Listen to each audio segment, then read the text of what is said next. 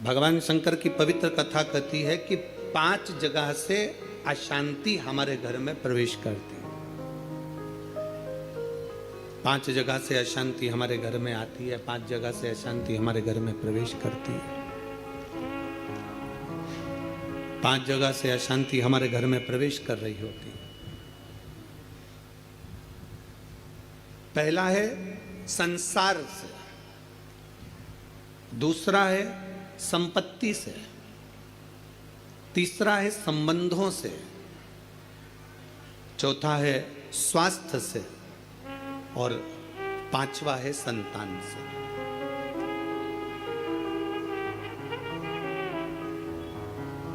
इस कथा को समझिएगा जरा कि 5 जगह ऐसी है जहां से अशांति हमारे यहां प्रवेश कर रही है। उसमें 5 जगह में एक जगह संपत्ति भी कही है। 5 जगह में से एक जगह संपत्ति को भी बताया गया कि जैसे संसार से भी अशांति प्राप्त होती है। संसार के लोगों में आप सोचते हैं कि मैं संसार में जितना रहूंगा, जितना सबके साथ में रहूंगा, उतना मुझे सुख मिलेगा, शांति मिलेगी। ना ना ना ना, स्कंद पुराण कहती है हो नहीं सकता। संसार के लोगों के लिए आप दुनिया भर का कितना भी सुख प्रदान कर दीजिए, किसी के लिए आप अपनी जान भी निकाल कर रख दीजिए, संसार के लोगों के लिए आप अपनी पूरी संपत्ति भी लुटा कर रख दीजिए, संसार के लोगों के लिए अच्छे से अच्छा वस्त्र, आभूषण, माणिक, मोती, रतन जो कुछ दे सकते हो दे दीजिए। उसके बाद भी संसार के लोग कहे बिना रह नहीं सकते। आपको कहे बिना रहेंगे नहीं। आप कितना भी सुख उनको दे दीजिए, आप कितना भी सुख उनको प्रदान कर दीजिए, आपको वो सुख आप दे भी देंगे। एक व्यक्ति अगर अपने घर की शादी में करोड़ों रुपए खर्च कर कर पूरे घर के मेहमानों को, संसार के लोगों को, सबको बुला ले और सबको बुलाने के बाद में वो सबका सम्मान करे, सबका आदर करे, सबका सत्कार करे, सब कुछ अच्छा करे, सबका आदर भी करे, सबका सम्मान भी करे, सबको खूब दे भी और खूब खूब प्रदान कर दे, उसके बाद भी दुनिया के लोग कह देंगे हराम का आ रहा होगा तो लुटा रहा होगा। ये दुनिया की रीति है, ये दुनिया का क्रम है। संसार का व्यक्ति जितना आप विचार करेंगे कि मैं संसार के अंदर रहूं, लोगों के अंदर विराजमान रहूं, मुझे यश ही यश मिले, तो बहुत मुश्किल है। आप दुनिया का सारा सुख दे दीजिए तो भी यश की प्राप्ति नहीं हो सकती। थोड़ा वक्त मिल गया तो मिल गया, किसी ने कह दिया, किसी को आपने देते रहे देते रहे देते रहे तो मिल गया। संसार अशांति देता है। संपत्ति, शिव महापुराण की कथा कहती है, स्कंद पुराण कथा कहती है कि हमारी संपत्ति भी हमको अशांति देती है। जिसके पास कुछ नहीं वो आराम से रोड के किनारे टाट बिछाकर बहुत मस्ती से सोता है।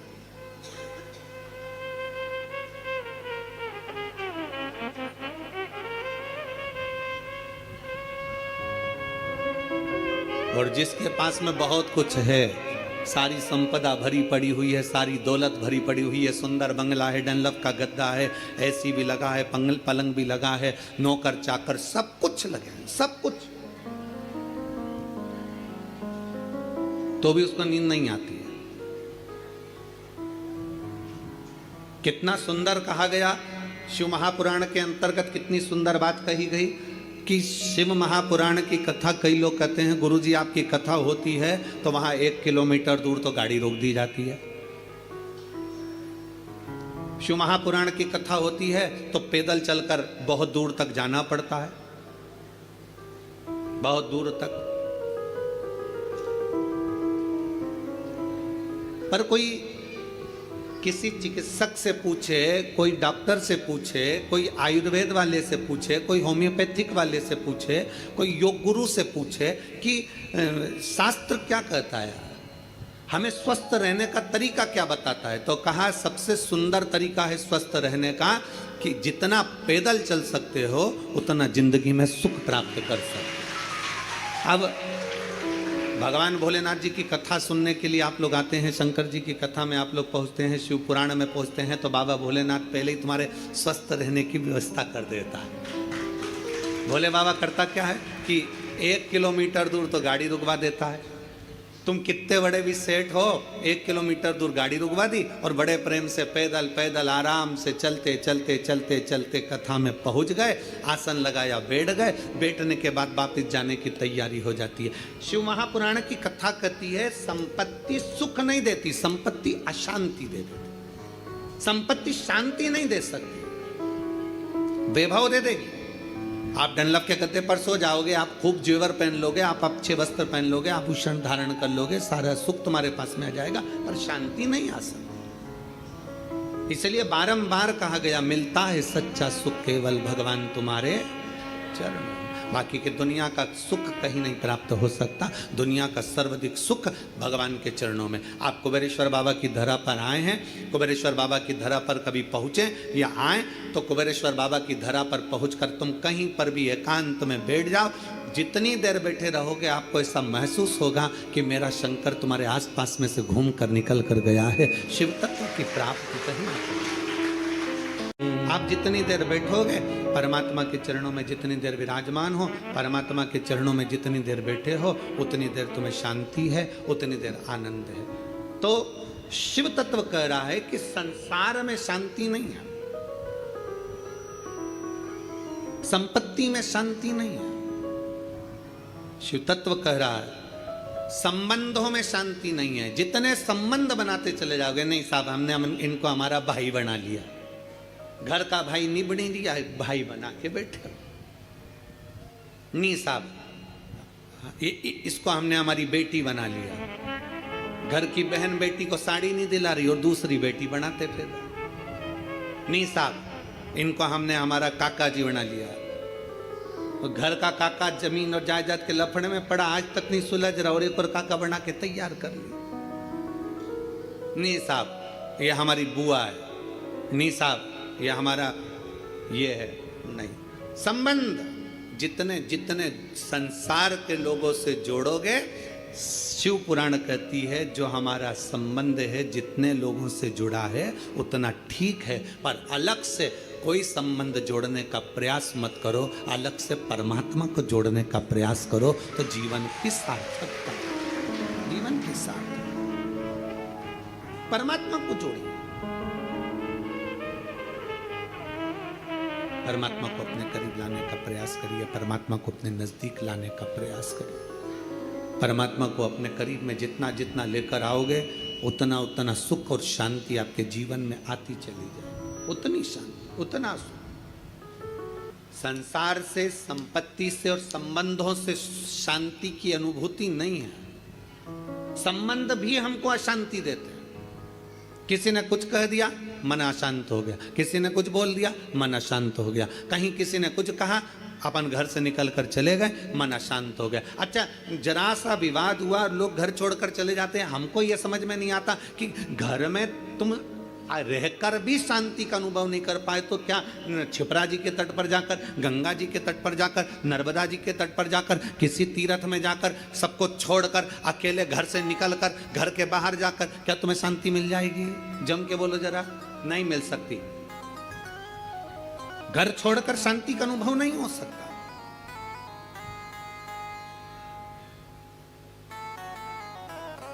संसार ने अशांति दी, संपत्ति ने अशांति दी, संबंधों ने अशांति दी, फिर अगली अशांति दी स्वास्थ्य ने।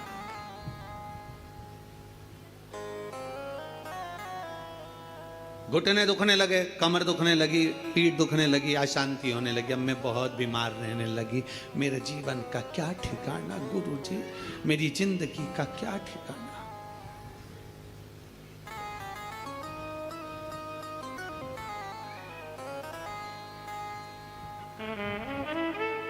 कभी अगर मौका लगे ना, एक बार भविष्य पुराण का अध्ययन करिएगा।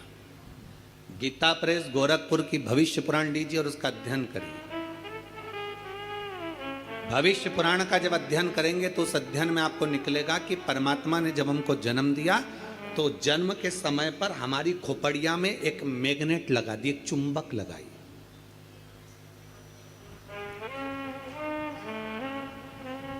परमात्मा ने हमारी खोपड़िया में, हमारे मस्तिष्क में, हमारे भेजे में, हमारे सिर के अंदर, हमारे मस्तिष्क में एक चुंबक लगा। कभी अगर भविष्य पुराण पढ़ें तो उसमें अध्ययन करिएगा, हमारे मस्तिष्क में एक चुंबक परमात्मा ने जन्म के समय पर, पैदा होने से पहले, हमें बनाने से पहले, माता के गर्भ में जब हम पड़े हुए थे, हमारा मस्तिष्क बन रहा था तो इसमें एक चुंबक फिट कर दिया। इसलिए मरने के बाद जब अंतिम संस्कार होता है, अंतिम संस्कार में जब मुर्दा आधा जल जाता है तो उसकी खोपड़िया को फोड़कर कपाल क्रिया करी जाती है। आपके इधर करते कि नहीं करते वो हमको नहीं मालूम। हमारे इधर की रीति है, बांस में लोटा बांधकर उसमें घी भरकर उसके घर के बेटों से, उसके पोता पोती से वहाँ पर खड़ा करवा के पोते से खोपड़िया में वो डंडा पड़वा कर वहीं घी उंडेलवा कर डंडे को फेंक दिया जाता, उस बांस को फेंक दिया जाता। देखा है आप लोगों ने इसको?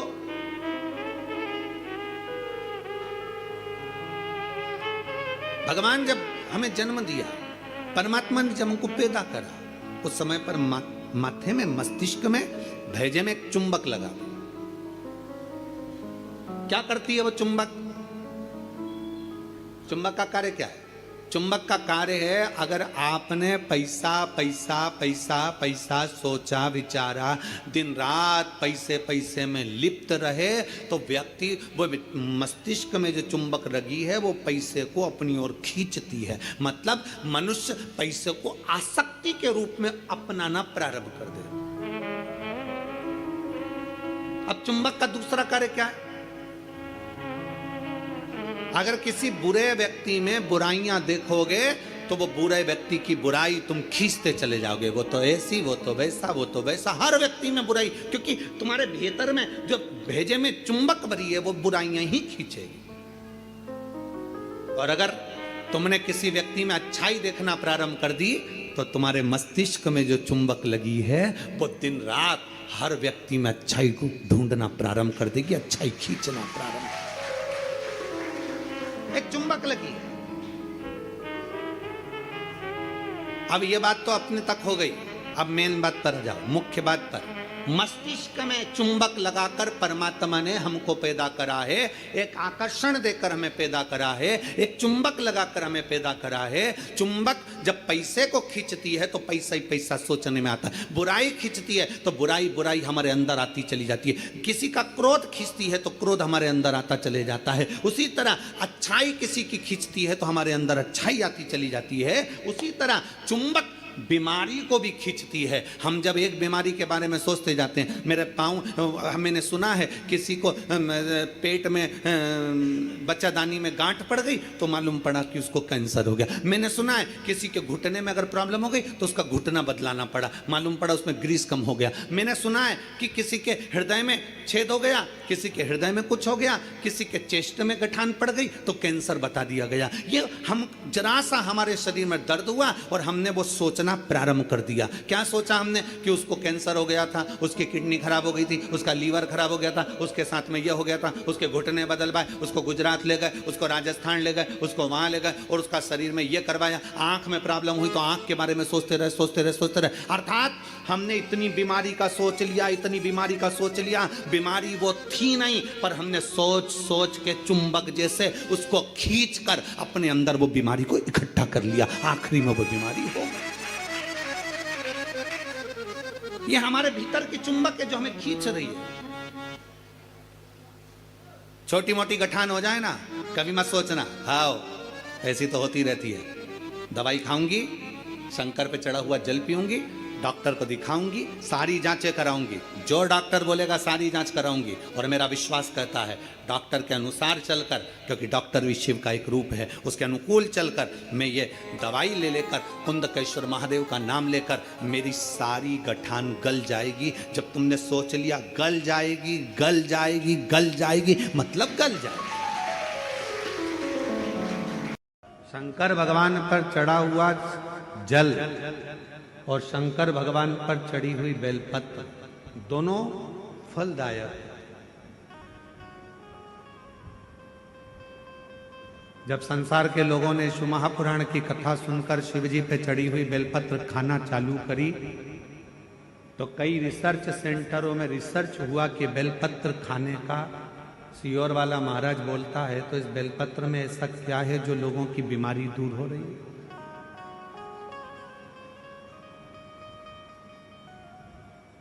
इस बेलपत्र में ऐसा क्या है कि लोगों की शुगर ठीक हो रही है, हार्ट के मरीजों का हार्ट ठीक हो रहा है। इस बेलपत्र में ऐसा है क्या? जब शिव महापुराण की कथा लोगों ने सुनना चालू करा और शंकर भगवान पे चढ़ा हुआ जल और बेलपत्र खाना चालू करा, तो संपूर्ण रिसर्च सेंटरों में, बड़े बड़े रिसर्च सेंटरों में रिसर्च प्रारंभ हुआ कि बेलपत्र में ऐसा होता क्या। महाराज,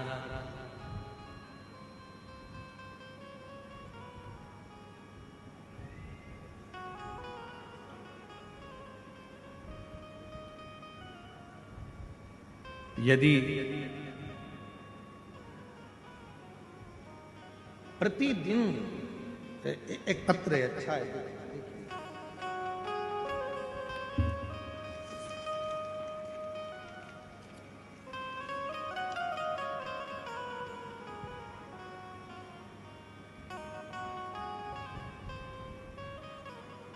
मेरा नाम मोनिका साहू है। मेरे पति का नाम श्री छबीलाल साहू है। मैं रामनगर कवर्धा की रहने वाली हूँ। कहीं बैठी हो तो हाथ हिला सकते हैं। मेरा नाम मोनिका साहू है। मेरे पति का नाम श्री छबीलाल साहू है। मैं रामनगर कवर्धा की रहने, आप ही हैं? आ जाइए, एक बेलपत्र लेकर जाइए। गुरुदेव, मेरे ससुर जी की तबीयत सन 2024 में सितंबर के महीने में खराब हो गई। उनका लीवर पूरी तरह से खराब हो गया, डैमेज हो गया। डॉक्टर साहब ने उनका लीवर जब बताया कि पूरा डैमेज हो चुका है, खराब हो चुका है, तो बचने की कोई उम्मीद नहीं है, उनका बचना मुश्किल है। डॉक्टर साहब द्वारा उनका बताया गया कि ये बच नहीं पाएंगे। फिर मुझे किसी ने बताया कि शंकर जी पे चढ़ा हुआ बेलपत्र और शिव जी पे चढ़ा हुआ जल, ये दोनों अगर दिया जाए तो आराम लग सकता। हम उसी समय शिव जी के मंदिर जाना प्रारंभ कर दिए। शिव जी का चढ़ा हुआ जल लेकर आए, अपने ससुर जी को देना प्रारंभ करा। एक बेलपत्र लाते, ससुर जी को दे देते। गुरुदेव, लगातार 7 दिन तक,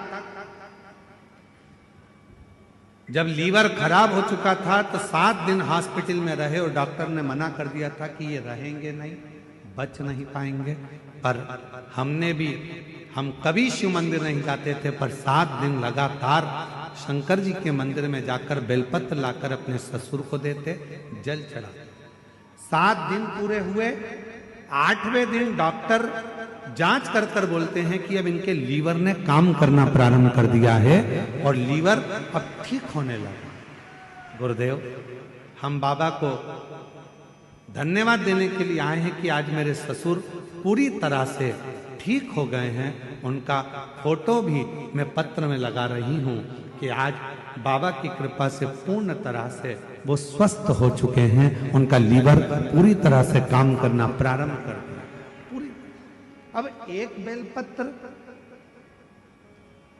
शिव पर चढ़े हुआ जल, आ जाओ, एक बेलपत्र शंकर पर चढ़ा हुआ जल, क्या इतना उस बेलपत्र में होता क्या? रिसर्च सेंटरों में लोगों ने रिसर्च करा।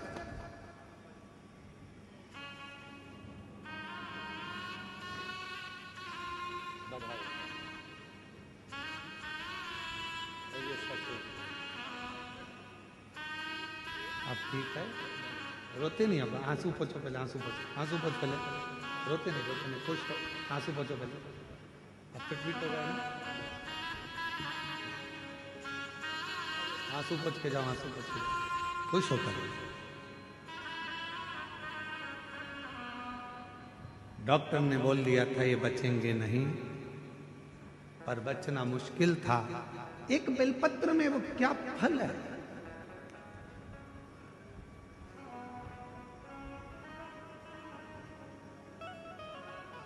एक रिसर्च में निकला कि सियोर वाला महाराज कहता है कि एक बेलपत्र शंकर जी पे चढ़ी हुई खाओ, शिव जी पे चढ़ा हुआ जल पियो, उसका आखिर लोगों की स्वास्थ्य में कैसे लाभान्वित हो रहा है।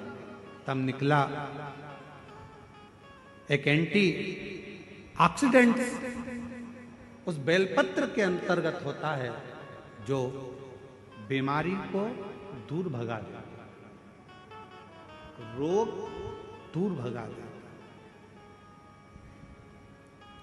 हम तो यहां तक कहेंगे, अगर कोई व्यक्ति को पेट की प्रॉब्लम हो, डॉक्टर को दिखा रहे हो, एसिडिटी से जुड़ी हुई प्रॉब्लम हो, कब्ज की हो, या कोई पेट से जुड़ा हुआ कोई भी प्रॉब्लम हो, बेलपत्र में भरपूर मात्रा में फाइबर होता है।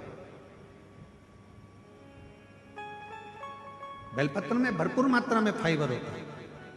अगर शिवजी पर चढ़ी हुई एक बेलपत्र यदि अवधूतेश्वर महादेव का नाम लेकर प्रतिदिन अगर खाया जाए, कब्ज हो, पेट का प्रॉब्लम हो, या अन्य गैस का, आपाच का, एसिडिटी का कुछ भी प्रॉब्लम हो, यदि अवधूतेश्वर महादेव का नाम लेकर एक बेलपत्र सुबह सुबह शिवजी पे चढ़ा खाना प्रारंभ कर दो, 15 दिन में मालूम पड़ जाएगा कि आपको एसिडिटी हो ही नहीं सकती, कब्ज का प्रॉब्लम हो ही नहीं सकती, गैस का प्रॉब्लम हो ही नहीं सकती। एक बेलपत्र, क्योंकि बेलपत्र के एक पत्ते में भी फाइबर की मात्रा बहुत ज्यादा मात्रा में, भरपूर मात्रा में फाइबर बेलपत्र में होता है। क्या है बेलपत्र?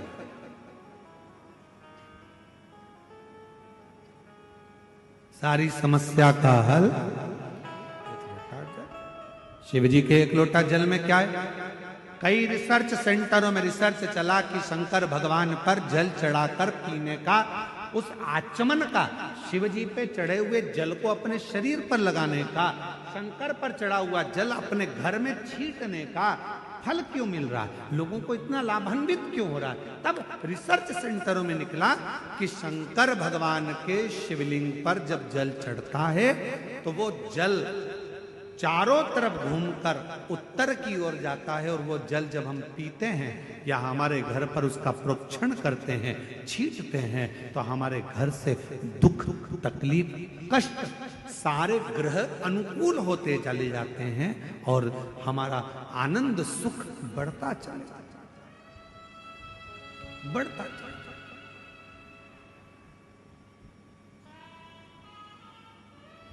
महाराज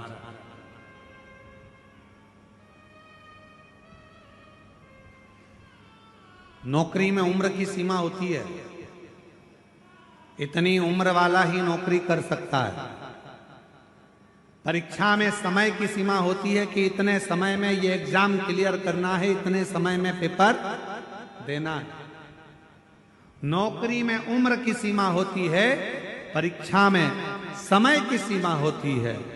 गाड़ी में गति की सीमा होती है कि इससे ज्यादा मत चढ़ाना।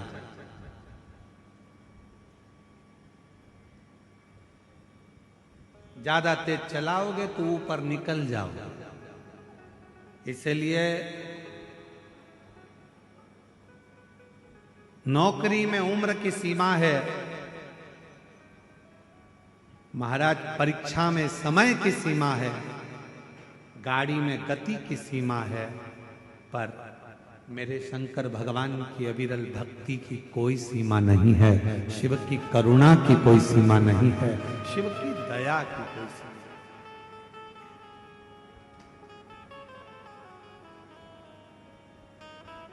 दया की कोई सीमा।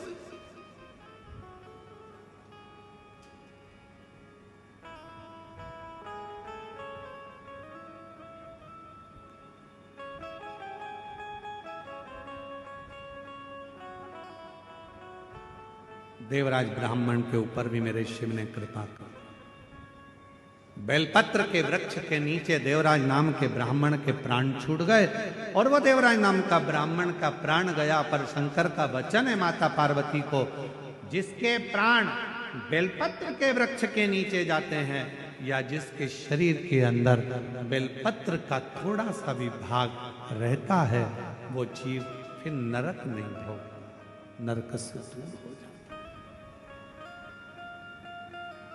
नरक से।